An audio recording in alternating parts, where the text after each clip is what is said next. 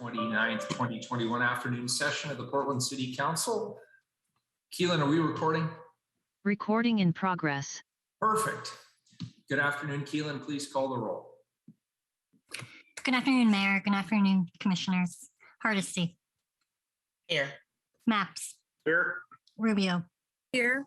Ryan. Here. Wheeler. Here. Under Portland City Code and state law, the Portland City Council is holding this meeting electronically. All members of the council are attending remotely by video and teleconference, and the city has made multiple avenues available for the public to listen to the audio broadcast of this meeting. The meeting is available to the public on the city's YouTube channel, eGov PDX, www.portlandoregon.gov/video, and channel 30.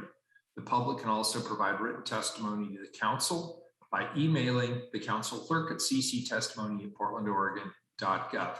The council is taking these steps as a result of the COVID-19 pandemic and the need to limit in-person contact and to promote physical distancing. The pandemic is an emergency that threatens the public health, safety, and welfare, which requires us to meet remotely by electronic communications. Thank you all for your patience, your flexibility, and your understanding as we navigate through these challenges to conduct the city's business. We'll hear now from legal counsel on the rules of order and decorum. Good afternoon. Good afternoon. Thank you, Mayor. To participate in council meetings, you may sign up in advance with the council clerk's office for communications to briefly speak about any subject. You may also sign up for public testimony on resolutions or the first readings of ordinances. The published council agenda at portlandoregon.gov/auditor contains information about how and when you may sign up for testimony while the city council is holding electronic meetings. Your testimony should address the matter being considered at the time. When testifying, please state your name for the record. Your address is not necessary. Please disclose if you are a lobbyist. If you are representing an organization, please identify it. The presiding officer determines the length of testimony. Individuals generally have 3 minutes to testify unless otherwise stated. When your time is up, the presiding officer will ask you to conclude. Disruptive conduct, such as shouting, refusing to conclude your testimony when your time is up, or interrupting others' testimony or council deliberations will not be allowed. If there are disruptions, a warning will be given that further disruption may result in the person being placed on hold or ejected from the remainder of the electronic meeting. Please be aware that all council meetings are being recorded. Very good, thank you. Keelan, we have one agenda item this afternoon, item number 725, please. Amend solid waste and recycling collection code to update definitions and add exceptions to the residential franchise to allow special items collection, bottle bill container collection, and junk removal services. This is a non-emergency ordinance. Commissioner Rubio. Thank you, Mayor. I'd like to introduce this item that amends the code to update these definitions and add exceptions to the residential franchise to allow these special item collections. The City of Portland is the regulatory authority for the collection of garbage, recycling, and composting for Portland residents and businesses. And it's through our city code, chapter 17.102, that the framework for these services are regulated and managed to ensure safe, reliable, and environmentally preferential operations for our communities. In addition, the city has made a clear commitment through our waste equity work plan to transform the waste collection industry to increase opportunities for Black, Indigenous, people of color, and women-owned businesses. The item proposed today amends our city code to recognize services that are providing additional support to our residents that live in single-family homes.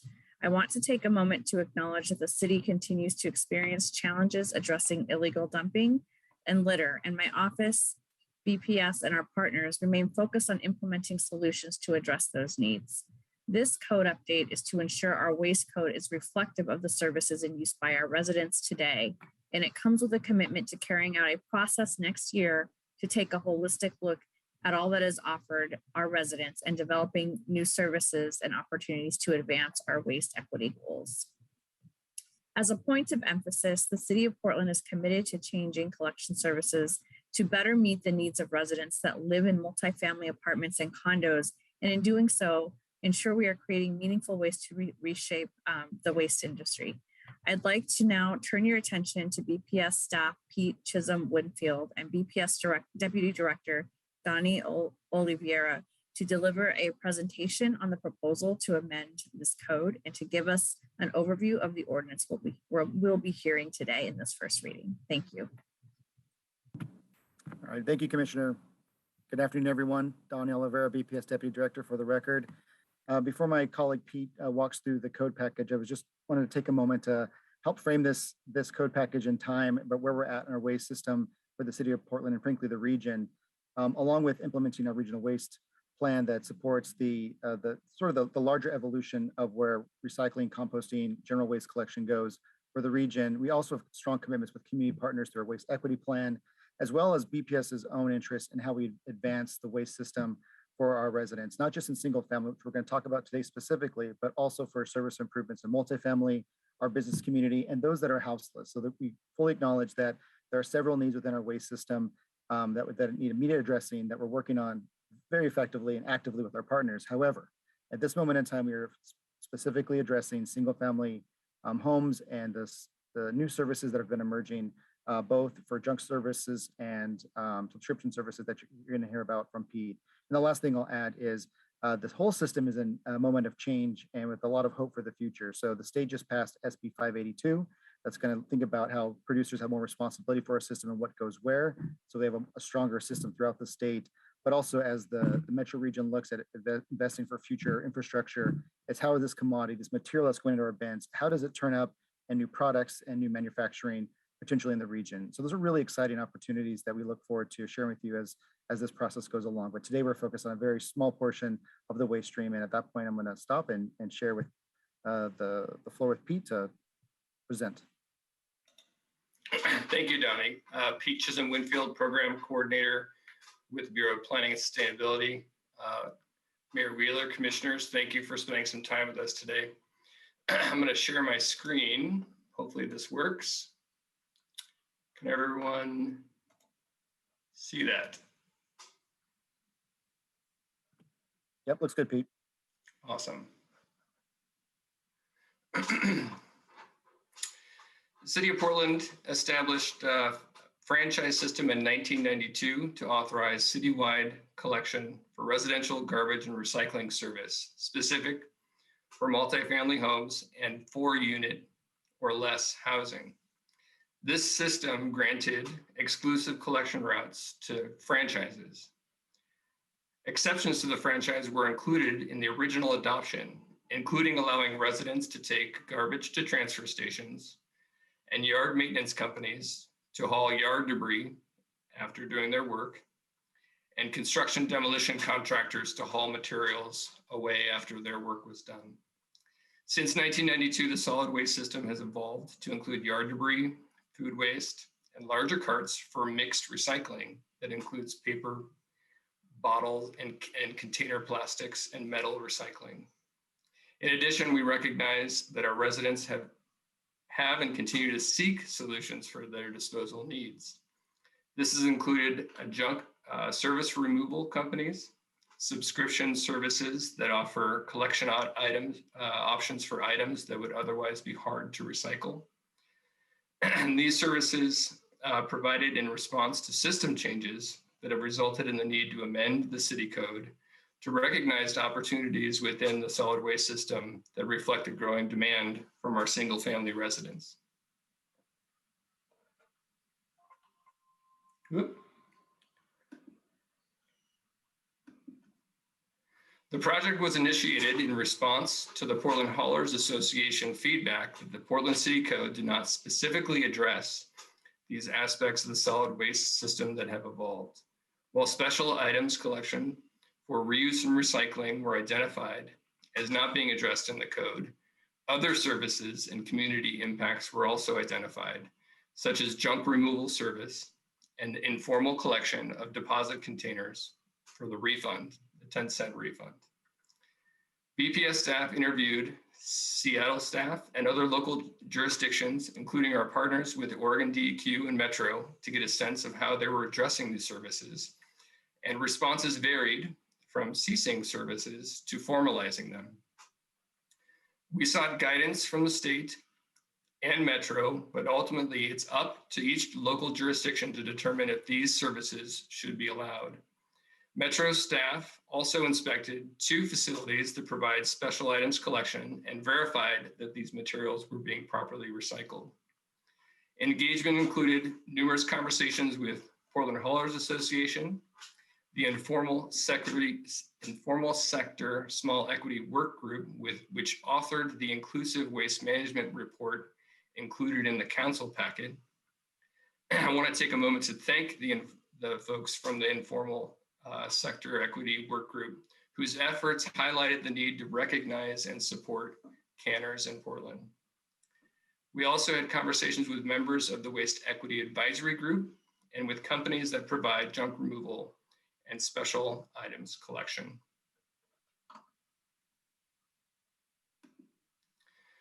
Junk removal services are currently unregulated in Portland.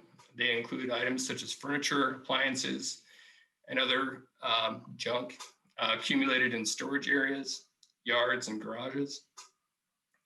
The difference between this service and a franchise service is that employees will actually manually remove these materials from the property, whereas the franchise service collects just from the cans that we fill up at the curb. Special items collection is a doorstep service, includes items for reuse and some non-curbside plastics, such as styrofoam and bags, batteries, textiles, and light bulbs. The recycling markets for these items are stable. However, for sorting reasons, they cannot be included in the blue cart. The items collected through these services do have drop-off locations that Portlanders can take for reuse and recycling. Special items collection is a service of convenience for Portlanders that would like to save a trip to these drop-off locations, a nonprofit, recycling depot, or retail store. Extended producer responsibility policies for paint and electronics have provided many locations for drop-off at retail locations. These services are optional. The amount of material collected through special items that are recycled is estimated at 600 tons annually, or 0.0006% of the Portland waste system. Bottle bill containers. Currently, the city code does not acknowledge informal sector canners, and this practice that's common throughout Portland. It's one that is an important source of supplemental income for many Portlanders. So we want to recognize that in the code and allow it to happen. And why are we doing this now? As the authority of solid waste collection, the city needs to either cease these services or recognize them as exceptions to the franchise in the code. These exceptions maintain current services and provide opportunities for small business.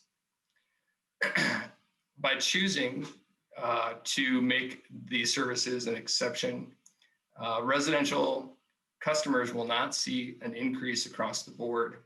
And special items collection is a subscription service chosen by Portland residents.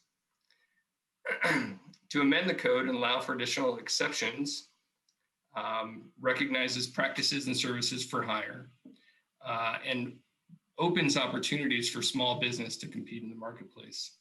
The regulation of these services would create negligible environmental impact, potentially raise rates for Portlanders, and cost to the city.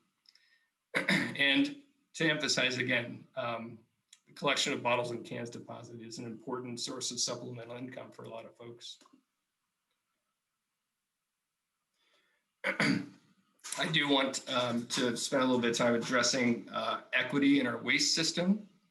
BPS continues to research and develop current and future programs and policies to address inequities in the solid waste system through our public trash can collection, through solid waste and recycling services at city-owned facilities, and multifamily solid waste and recycling and bulky waste collection.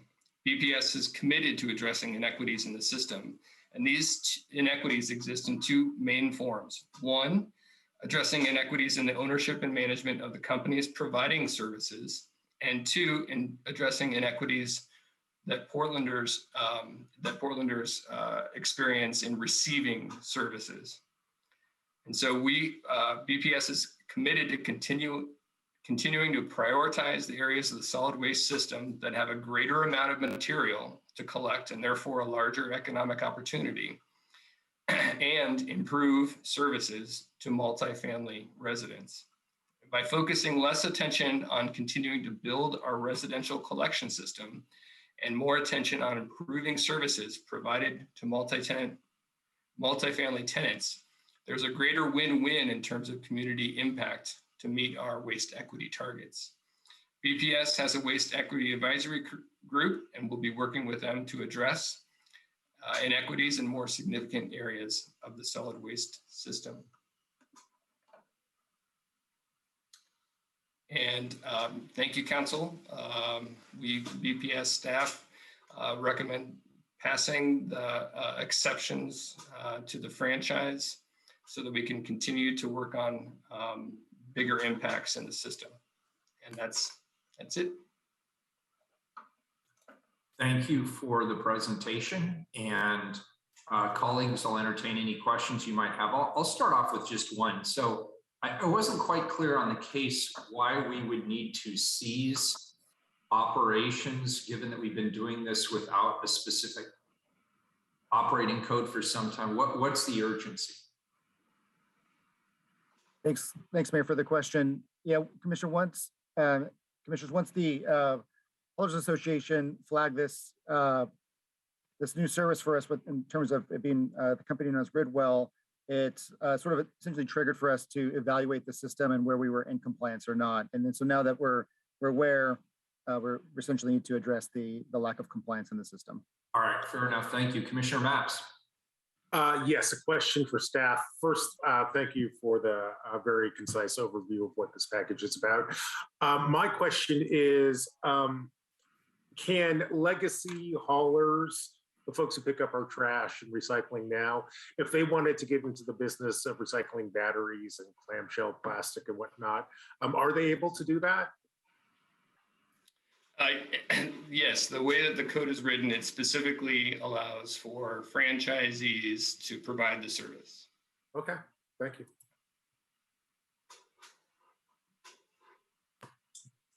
Keelan, do we have any public testimony on this non-emergency ordinance? We do. We have 6 people on the line to testify. All right, very good. Why don't we have them come up, 3 minutes each, name for the record, please. Okay, I'm going to call them 3 at a time. First up, we have Megan Bolger, William M. Musser IV, and John Ashcraft.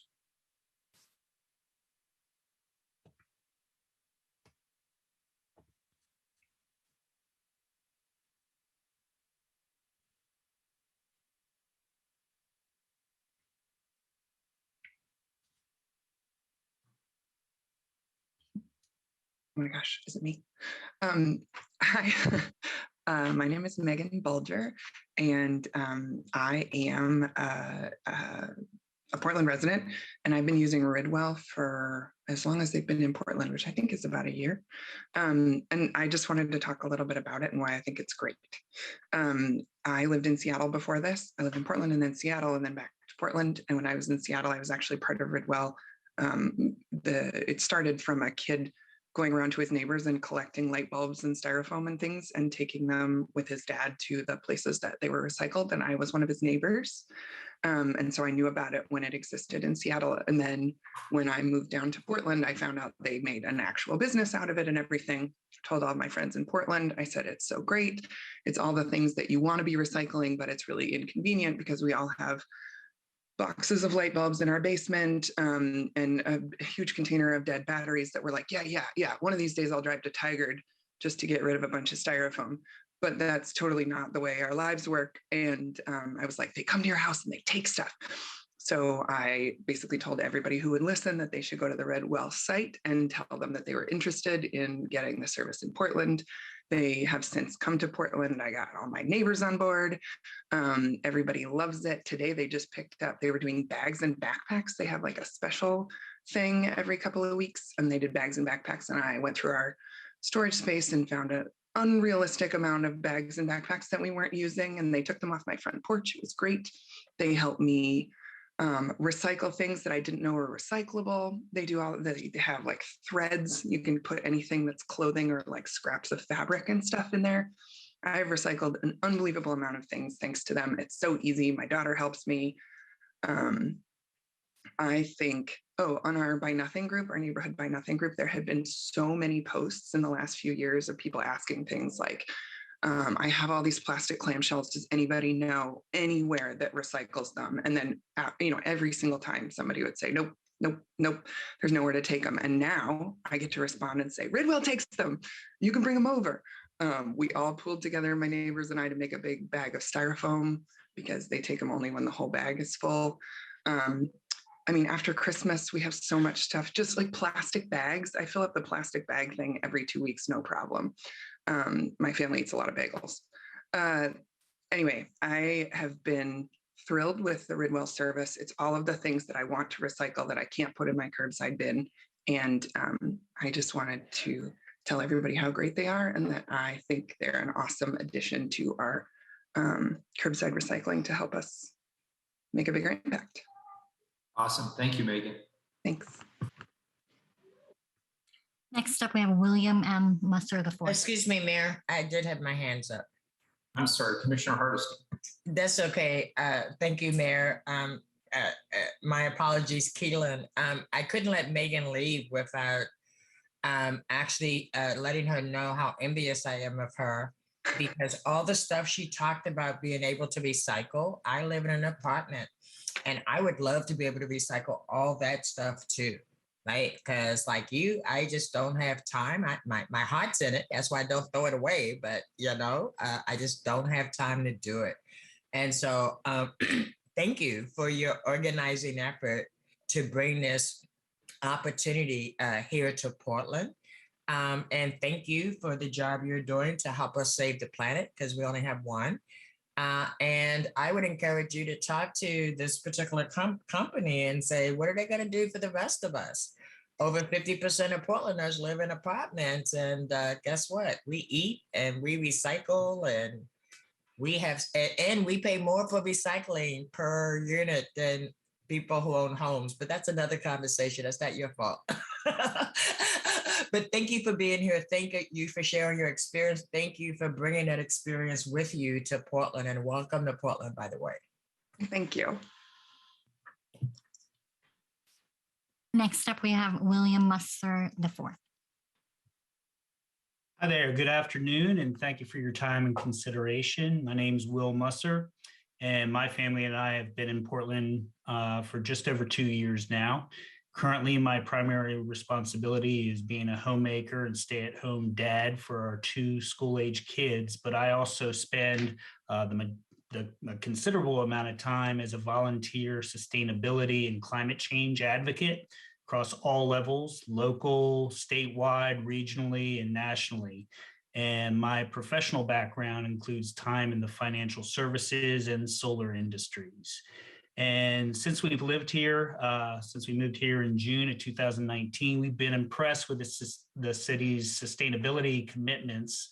I'm an ardent supporter, just like Megan, of Ridwell and businesses that are innovative and provide market solutions and run a successful business model with a noble mission to address some of the challenges associated with our consumptive society, like reducing the amount of municipal solid waste via diversion for reuse and recycling. I'm an advocate for creating a circular economy, and with a particular focus on recycling those forever or hard to recycle materials that often have a negative environmental health impact across our entire ecosystem. The proposed ordinance would ensure that such materials, which are currently not in the curbside recycling program with the contracted haulers, can continue to more easily and efficiently, from a trip miles transportation perspective, be collected, be reused, and be recycled to help the Bureau of Planning and Sustainability and the whole city of Portland pursue its broad sustainability goals. Ridwell, as a company, identified a community need, first starting in Seattle and then coming here to Portland. And I'm actually helping them enter another market in Denver where we used to live. And they created a business solution that filled a market gap that existed because the other haulers declined to collect these materials. Additionally, Ridwell's service of picking up special items on a rotating basis, specifically for the benefit of local community organizations, is of tremendous value, promoting convenience, efficiency, and economies of scale for both households and the organizations.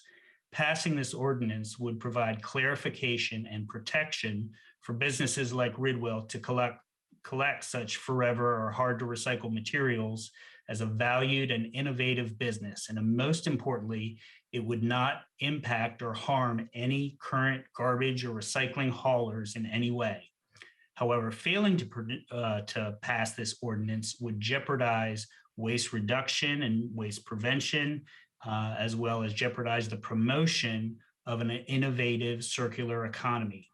Lastly, as I alluded to, it would increase the number of trip miles by citizens of Portland to going all over the place to a hodgepodge of collection sites within the entire city of Portland, which is in direct conflict with the city's stated sustainability goals. Thank you very much for your time and consideration. Next up, we have John Ashcraft. Hello, I'm John Ashcraft. I'm the receiving manager at Free Geek here in Portland. I want to express my gratitude for the work that Ridwell is doing by collecting reusable and hard to recycle electronics and cords. This is supporting Free Geek's work in getting computers to those in need, facilitating reuse over recycling, and then recycling over trash. This year, Ridwell has collected on our behalf small electronics, which includes over 1,000 laptops and a few thousand phones. They'll be bringing us holiday lights, cords, chargers, other miscellaneous electronics. We see a lot of value and efficiency in this style of first mile collection service for electronics. Specifically, their doorstep pickup is obviously reaching households and devices that may lack the time, knowledge, and access to transportation that a family needs in order to get their small electronics to Free Geek through traditional means.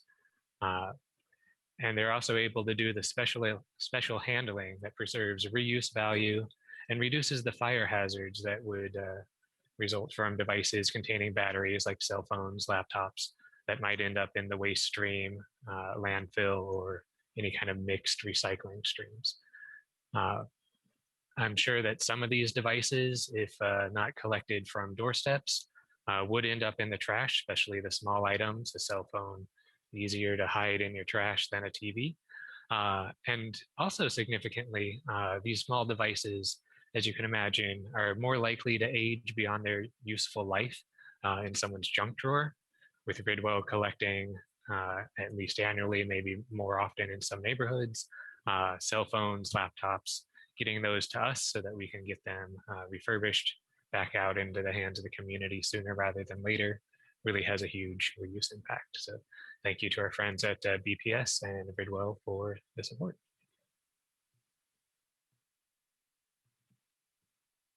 Next up, we have Carrie McCalla. Oh, no, I'm sorry. Next up, we have Jackie Kiriwak from Taylor, Lowen, and Carrie McCalla. And before we hear from them, colleagues, I want to let you know that I'm going to turn the gavel over to Commissioner Ryan. I will be listening, but he will complete public testimony, take council questions, and then move this to second reading. I will be listening, but I'll be in transit, so I can't preside. So I'm going to turn the gavel over to Commissioner Ryan at this time.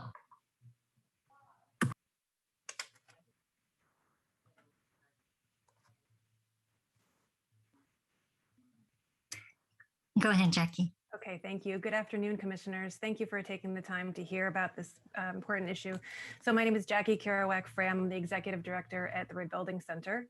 which some of you may know is an organization whose entire mission is to work to make reuse and repair accessible and affordable to all.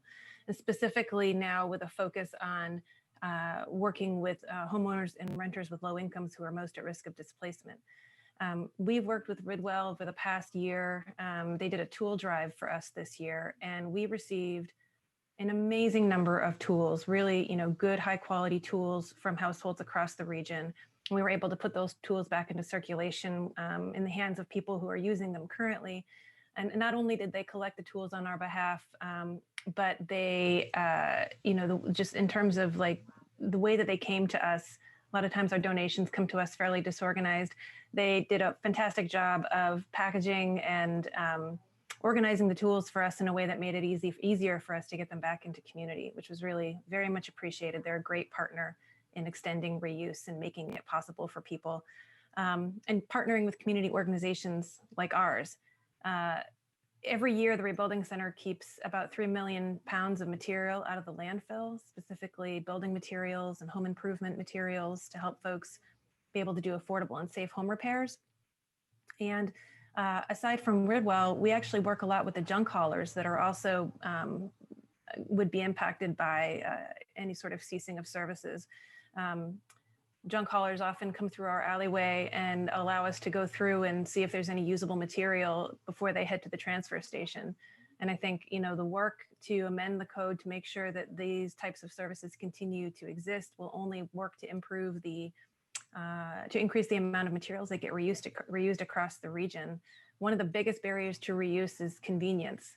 And the ability to provide people a convenient means of making sure that their materials, which so often have useful life, don't end up in a transfer station where they're just gonna go in a hole, is really, really important. So I support the code amendment and look forward to partnering with these organizations in the future. Thank you. Next up, we have Taylor Lowen.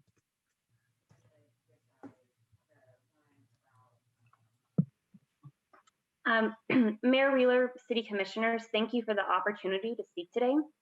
My name is Taylor Lowen. I am a North Portland resident and the General Manager for Ridwell for the Portland metro area. I'm testifying in support of BPS's proposed updates to the Waste and Recycling Code. Now, Portland's been a leader in recycling and waste reduction, and that commitment to helping everyone do their part to save the planet emerged clearly in how city staff has worked with us over the last year. Our service is now helping over 10,000 Portland households reduce the amount of waste that they're sending to the landfill, as well as support many incredible community organizations here in Portland. Ridwell's local partners help a wide variety of underserved residents, from the in-house to teachers in underfunded schools to children without enough books to read, and helping to put essential items into the hands of the people who need them. Several of these organizations have offered, including along with Representative Tanya Sanchez, have offered a written or oral testimony, and we hope you take their thoughts into consideration. The proposed exemption for certain hard to recycle items will have several benefits. First, helping households waste less, helping the city and region meet its diversion goals. Second, facilitating reuse and making it easier for nonprofits like Transition Projects, Schoolhouse Supplies, Birch Community Services, Free Geek, Rebuilding Center, and others to get access to critical items that they desperately need to serve their clients, thus providing greater access to resources and educational opportunities for underserved and BIPOC communities here in Portland. And finally, to ensure that new services like Ridwell can continue to operate and encourage the development of innovative ideas and services by local organizations to help residents reduce their carbon footprint and do their part to protect the environment. Now, there are good reasons that these materials covered by the exemption are not part of the curbside recycling program today. They often cause major problems when placed in commingled recycling bins. They can create safety or environmental risks. They can lack strong secondary markets, or they're simply just that reuse is not part of the franchise hauler services. It's our hope that these challenges will eventually be solved.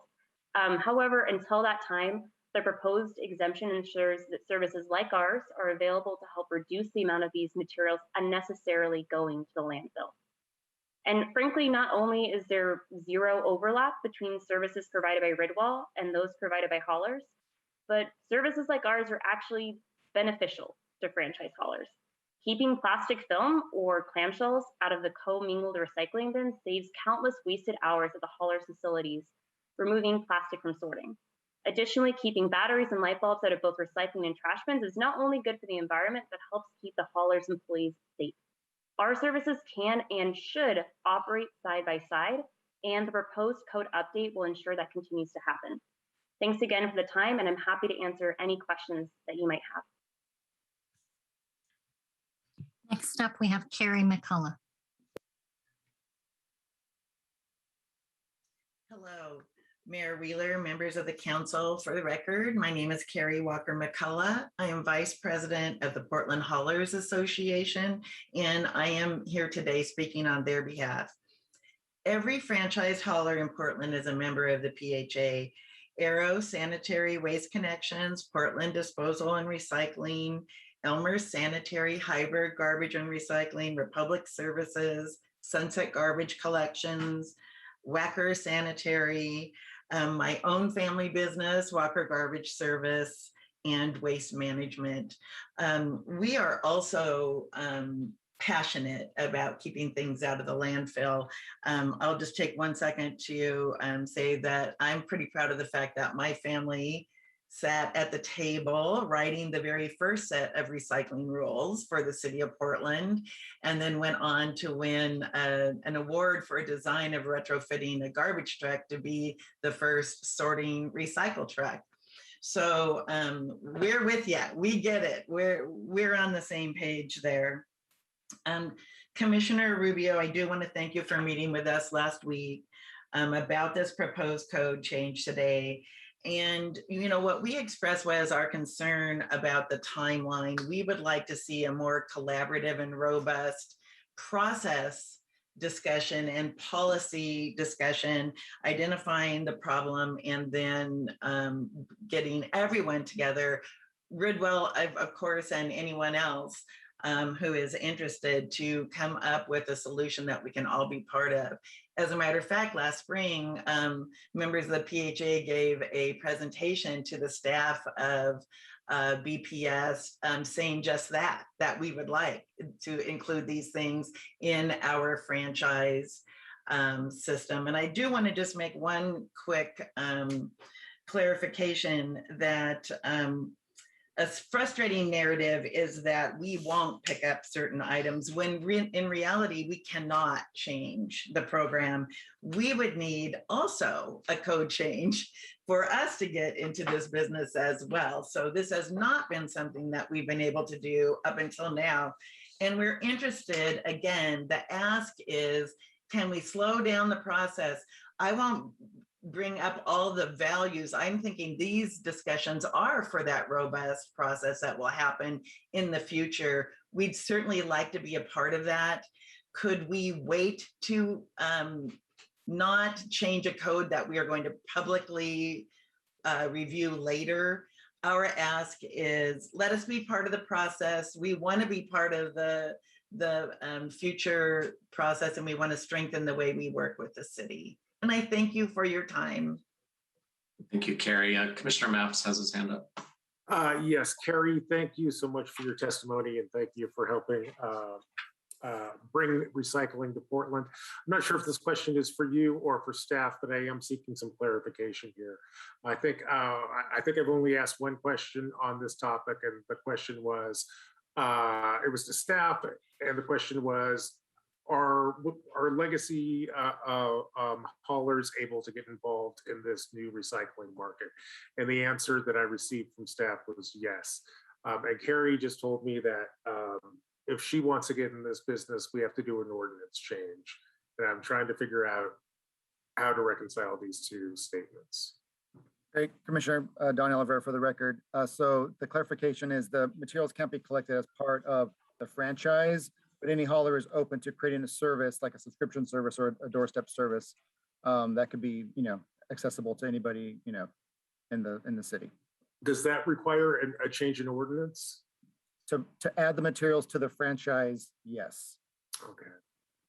Carrie, does that sound right? Is that that's your Yes, understanding of the and landscape? that's our position. We would like to add it to the franchise so it's available to every resident of the city of Portland. Okay. From everything I've heard today, this new wave of recycling sounds great. I'd like to be able to bring it to every household, whether you're a homeowner or a renter, and I look forward to watching that discussion evolve and supporting recycling here in Portland. Thank you.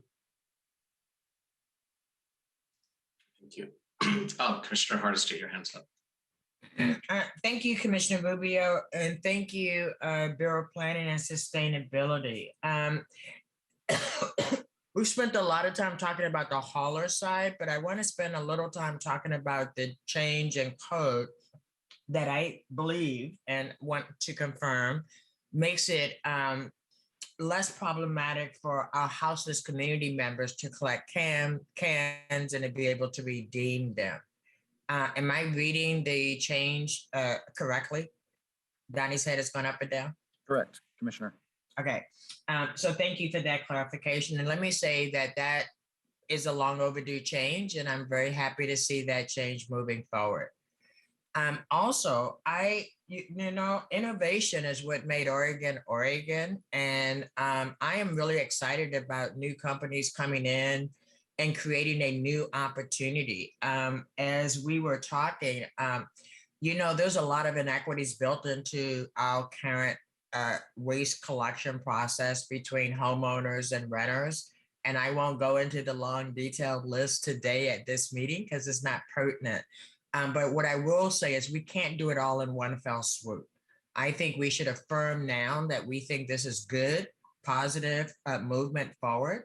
And I think we should work with the haulers to bring them on board for them to create a competitive service as well that homeowners will want to purchase. And I hope everybody will figure out how to bring renters into this process in a more meaningful way. Because again, we're missing huge opportunities. And so for me, I'm appreciative of the work that's been done. I'm really happy to see this work move forward. And I'm especially pleased with the fact that we are being intentional about not criminalizing people who are collecting cans so that they can survive. So I feel good about where we are. And there's always room for improvement. And I look forward to the haulers coming back and providing some competition, right? Isn't that what business is all about? Creating some competition, and the best service will win out. So thank you, Commissioner Rubio, for the incredible work. Thank you, Bureau for Planning and Sustainability. And I say good work. Well done. First of all, thanks for all those who testified, and thanks for those questions, Commissioner Hardesty. Any more questions from council members? I see the mayor is on the screen as well. Commissioner Rubio. And you go to Commissioner Rubio first and then come back to me. Thanks. Thank you, Mr. Ryan and Mayor. I just want to simply reiterate, and thank you, Commissioner Hardesty, for your comments. They're very well taken, and I agree 100%. And thank you also, Commissioner Maps, for the questions, because it's important that we understand all the nuances here.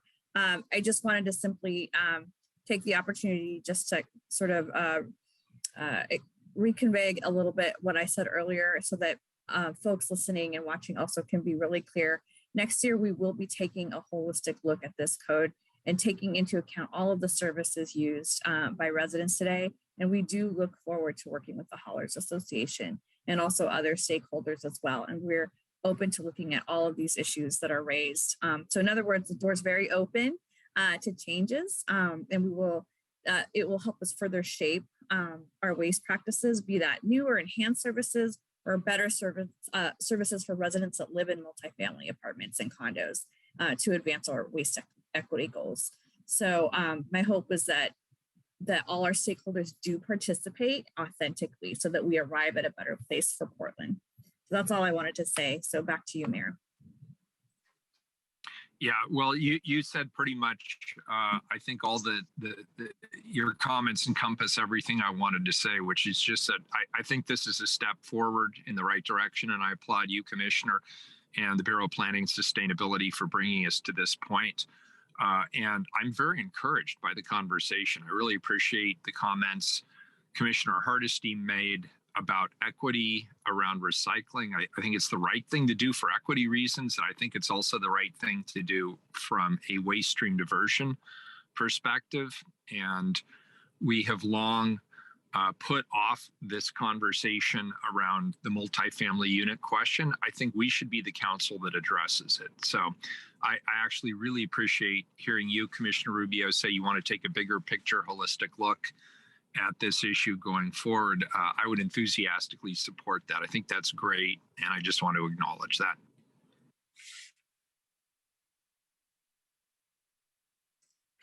Commissioner Rubio, your hand's still up. Is it just, okay, it's okay. Yeah, I do it all the time, obviously. Okay, any other questions? Well, this is a non-emergency ordinance, and if there are no other questions, we can move this to the second reading. Is there anything else from you, Commissioner Rubio? All right, this meeting is now adjourned. Bye. Record.